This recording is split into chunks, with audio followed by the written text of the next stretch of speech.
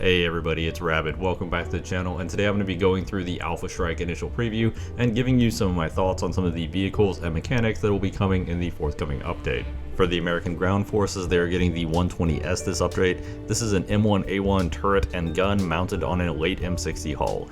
And the big problem with this vehicle is obviously going to be the M60 components. The M1A1 gun, especially at 10.0, is going to be actually pretty solid. It comes with, at least from the dev server, M829A1 and has the standard Abrams reload that can get all the way down to 5 seconds. The problem is the M60 hull has an incredibly poor engine. It also isn't very strong against basically anything, and it is exactly thick enough to create effective shrapneling.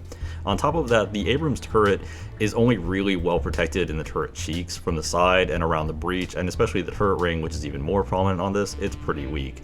So this vehicle actually might be more annoying to play than effective just because of how poor the mobility is and how easy it's going to be for most opponents to one-shot, but the gun is at least incredibly effective. Next up for USA, we have the F-20 Tiger Shark premium aircraft.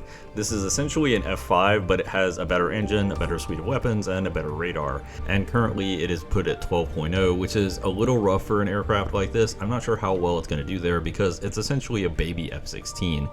As far as its air-to-ground loadout, it's basically the exact same as the F-5E, so really nothing to write home about there. You can take up to 6 AIM-9Ls, or you can take 2 AIM-9Ls and 2 AIM-7Fs, although I'm not really sure about the AIM-7Fs. The Sparrows have been pretty dodgy lately. And of course, this is the first rank 8 premium, which I don't really think is all that necessary at this point in the game. There aren't that many vehicles that you absolutely need a rank 8 to research. And I've said this before, and I'll say it again with some of the other premiums.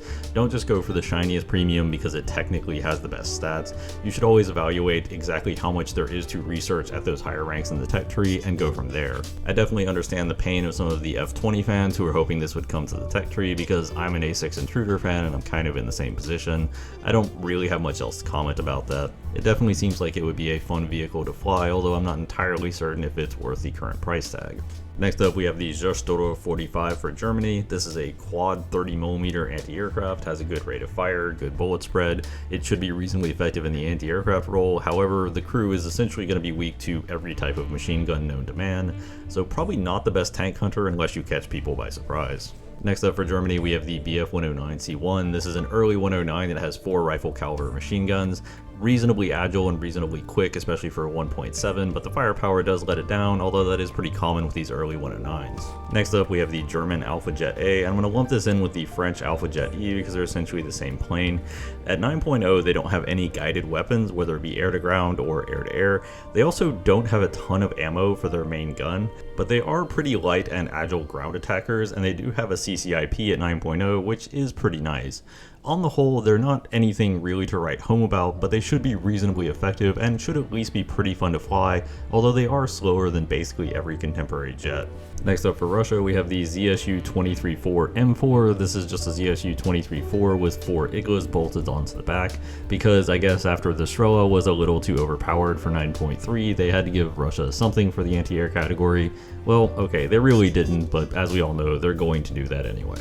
Next up for Russia, we have the Su-25 SM-3. The big change this has from some of the previous versions is that it actually has a targeting pod with pretty decent thermal imaging, which is a big change. Russia's been really lacking any of that. The problem with this aircraft is the same problem with a lot of Russian aircraft, is that they don't really have good laser-guided bombs, and obviously this has fairly poor flight performance for a vehicle with its battle rating. It can turn and maneuver reasonably well, but it's significantly slower than basically everything it will fight, and honestly is probably going to lose a dogfight to pretty much anything it runs into. Russia is still kind of lacking in terms of top-tier CAS options, at least in the fixed-wing area, but this is at least better than what they've had previously in a lot of respects. It also has some new optically and laser-tracked guided missiles that are fairly powerful and have good range, although the KH-29 wasn't really hurting in that category. Next up, we have the British Fox light armored car. It is a pretty light, mobile, and agile wheeled vehicle. The problem is its firepower. It has a single 30mm Raritan cannon from the Warrior, which is pretty slow firing and honestly not that great in terms of internal damage, but we'll see how it stacks up. It is kind of an interesting offering, and it's at least a fun little vehicle to bomb around in. Next up, we have the British helicopter, the Wessex HJ Mark V. This comes with the option of 4 AS-11s or 2 AS-12s. Overall, the missiles aren't really anything to write home about. The AS-12s do have pretty good range and penetration, but that's really about it. It's not the best helicopter I've ever seen, but it's not the worst either. It seems at least pretty usable, if unspectacular. Next up for Britain, we have a new jet, the Buccaneer S2B. Following the trend of previous Buccaneers, it has no guns. However, this one does at least have some missiles in the form of AIM-9Ls and some countermeasures, but it's still pretty unremarkable in the air-to-air role. It's mostly a ground attacker. As a ground attacker, you do get a targeting pod and up to 3 laser-guided bombs, or some optically guided missiles, but on the whole, the targeting is pretty questionable with all of this, and considering the A6 Intruder is at the same battle rating, it just seems like a much worse version of that aircraft. Next up for Japan, we have the Type 90B Fuji. If you're not that familiar with the Type 90s, they have a really fast rate of fire at 4 seconds, although their top shells are fairly poor for this battle rating, but their mobility is pretty good, although this is kind of countered by their very poor survivability with only 3 crew and lackluster armor. Overall, it is a very good risk-reward tank in that if you're in a good position, you can clean up, but you really shouldn't expect to survive shots. As a premium, I'm not really that convinced that it's all that great of a deal, as going up in higher and higher battle ratings, even if you get better stats, isn't always worth it. Next up for China, we have their very first modern IFV, the ZBD-04A. This has a reasonably slow firing 30mm cannon. It's not the slowest, but it's nowhere near as fast as something like a BMP-2. It also has a 100mm gun launcher. In that respect, it could be likened to something like a BMP-3, although it is kind of a bigger and fatter target. On the whole, it should at least be pretty interesting to play, and it does provide some variety to Chinese top tier that previously was mostly consisted of only single shot guns. Next up for Italy, we have the Centauro RGO premium vehicle. It's basically a Centauro 120 with some slightly modified armor. The Centauros are pretty reliably good vehicles. They have great mobility, they have a good reload. Obviously they don't have a ton of survivability, but they are pretty big vehicles full of a lot of empty space. So again, as I said with a lot of the other premiums, I'm not really convinced that it's the best buy in the world, but you could certainly do a lot worse than Centauro RGO.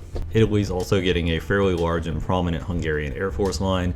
Really, while there are some pretty good Soviet vehicles available to Italy now, what's really going to be the star of the show is going to be the JAS 39C Gripen.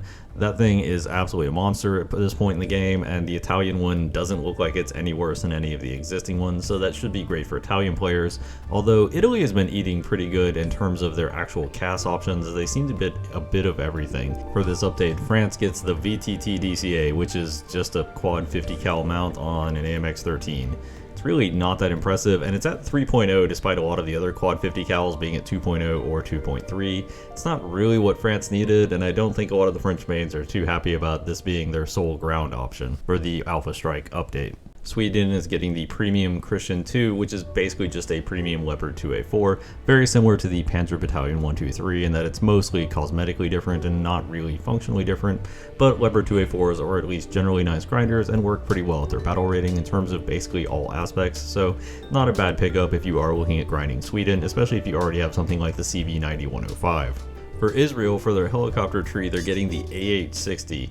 This is a Black Hawk helicopter with a nose-mounted 20mm gun and also the option to carry 16 Spike missiles, making it dramatically better than the American Black Hawk and basically at the same battle rating, at least currently on the dev server.